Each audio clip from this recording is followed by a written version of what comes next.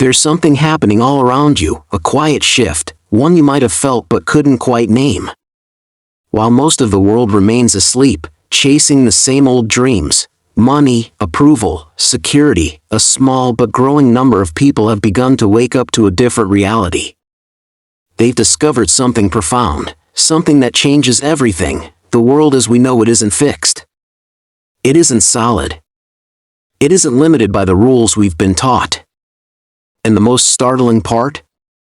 You've already felt this truth, in those fleeting moments of intuition, those inexplicable synchronicities, those times when life suddenly felt more fluid, more magical, more alive.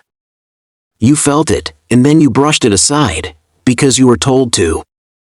You were conditioned to believe that reality is hard, that time is linear, that success requires struggle. But what if that's only one version of the story? What if you've been living in a narrow band of existence, what some call the third dimension, while just beyond your awareness, an entirely new way of being is waiting? I want you to imagine, for a moment, that you're listening to an old radio. For years, you've had it tuned to one station, a station that plays the same songs, the same stories, on repeat. It tells you that life is about working hard, earning your place, following the rules. It says you must fight for what you want, sacrifice for what you need, and wait your turn for happiness. And you've believed it, because it's all you've ever heard. But what if, with just a slight turn of the dial, you could access an entirely different frequency? One where time isn't a straight line, where effort isn't the only path, where what you desire is already here, waiting for you to align with it. This isn't a metaphor. This is the fifth dimension, not a far-off place, but a state of consciousness, a vibrational field that exists here and now, interwoven with the world you see. For decades, this knowledge has been kept in restricted circles, used by those who understood how to shape reality from the inside out.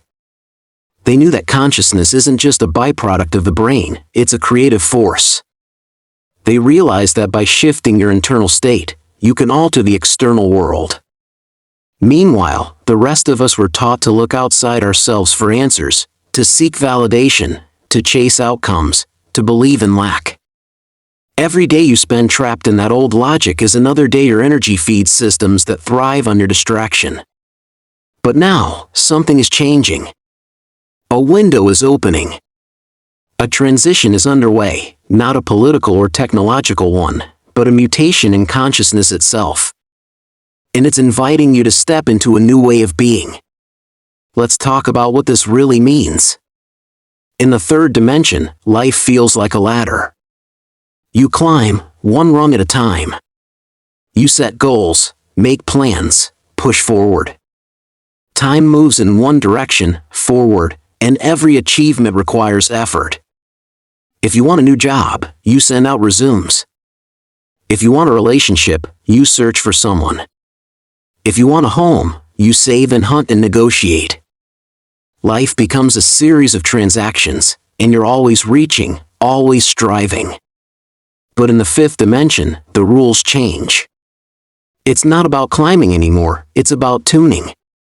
It's not about chasing, it's about attracting. Because at this level, everything is vibration. Your thoughts, your emotions, your deepest intentions, they all emit a frequency. And when that frequency is clear and coherent, it acts like a magnet, drawing people, circumstances, and opportunities into your life that match your inner state. Think about those moments when everything just flowed. When you met the right person at the perfect time. When an idea came to you out of nowhere. When a solution appeared as if by magic. That wasn't luck. That was you, momentarily aligned with a higher frequency. That was the fifth dimension brushing up against your everyday life. The mystic Neville Goddard called this the feeling of the wish fulfilled. It's the practice of living from the end, of feeling the reality you desire as if it's already true. When you do this, something shifts in your energy field. You stop begging the universe for what you want, and you start embodying it. And the outer world has no choice but to reflect that back to you. Now, I know this might sound like mystical speculation. But consider what science is beginning to uncover. Studies on heart coherence show that when your heart and brain are in sync, your electromagnetic field becomes stronger and more organized. This isn't pseudoscience, it's measurable. Your emotional state literally radiates out into the world, influencing the people and possibilities around you. Quantum physics has already shown that the observer affects the observed, that at the most fundamental level, reality is responsive to consciousness. We're not talking about breaking the laws of physics, we're talking about understanding a deeper layer of how creation works. So how do you know if you're already experiencing this shift? You might feel more sensitive to lights, sounds, other people's energy. You might find yourself needing more solitude, or feeling suddenly disconnected from old friendships that no longer resonate. You might notice synchronicities multiplying, those meaningful coincidences that feel too perfect to be random. Or perhaps you've started to see challenges not as obstacles, but as portals, opportunities to release old patterns and step into a new way of being. These aren't random symptoms. They are signs of your system upgrading, of your consciousness expanding, of your energy aligning with a faster, finer vibration. This transition can feel unsettling, especially at first. You'll have moments of breathtaking clarity, followed by moments where you slip back into old fears, old doubts, old ways of striving. That's normal. This isn't about achieving perfection, it's about deepening into alignment. And as you do, your life will begin to reorganize itself. Relationships that were built on old dynamics may fall away, not with drama, but with a quiet sense of completion. Work that once felt meaningful may suddenly feel empty. You might feel called to move, to create, to rest, to speak, in ways that don't always make logical sense, but that feel deeply right. This is your soul recalibrating. This is you coming home to yourself. One of the most profound shifts in this process is the move from reactivity to creative observation. In the third dimension, life happens to you. Someone cuts you off in traffic, and your day is ruined. Your boss criticizes you, and you spiral into self-doubt. You're constantly reacting, like a leaf blown by the wind. But in the fifth dimension, you learn to pause. You create a space between what happens and how you respond. In that space, you find your power. You realize that you are not your thoughts, you are not your emotions, you are the awareness behind them. And from that place of stillness, you can choose your response. You can choose your vibration. This is where true creation begins. Let me give you a real-life example. Imagine you've been wanting to find a new home, a place that feels like a sanctuary, where you can truly be yourself. In the old paradigm, you'd spend weekends driving around, scrolling through listings, feeling more and more discouraged as each place falls through. You're operating from lack, from effort, from the belief that what you want is somewhere out there, and you have to fight to get it. But in the new paradigm, you shift your approach. You close your eyes, and you imagine yourself already living in that home. You feel the peace of waking up there. You sense the light streaming through the windows.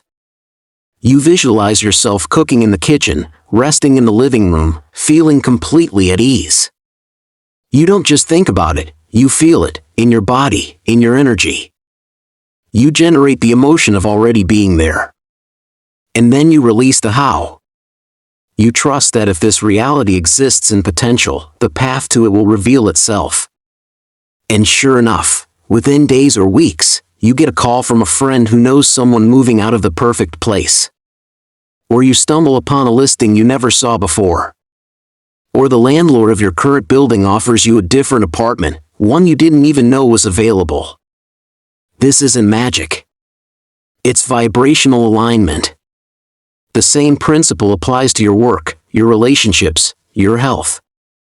The outer action you take, sending the email, having the conversation, making the change, becomes the natural extension of your inner state, not the source of it. You stop forcing, and you start allowing. You stop chasing, and you start magnetizing. And the most beautiful part? This isn't a selfish process. As you raise your vibration, you naturally contribute to the collective field. You become a beacon of clarity, of peace, of possibility. And in doing so, you help others remember who they are. But this window won't stay open forever. The old systems are crumbling, not because of some external collapse, but because more and more people are waking up and withdrawing their energy from the patterns of fear, scarcity, and separation. The choice is in front of you, right now. You can continue to live as if you're separate from the power that creates worlds, or you can recognize that you are that power. You can keep trying to fix the reflection in the mirror, or you can change what's being reflected. If this resonates with you, if you feel something stirring inside, then take that as your sign. This is your soul calling you home. The journey doesn't require you to abandon your life, it asks you to see it with new eyes. It invites you to become the conscious creator of your experience, to live not as a victim of circumstances, but as the source of them. It's time to release the old stories, the old struggles, the old limitations. It's time to tune your dial to the frequency of flow, of interconnection, of miracles. It's time to remember who you are.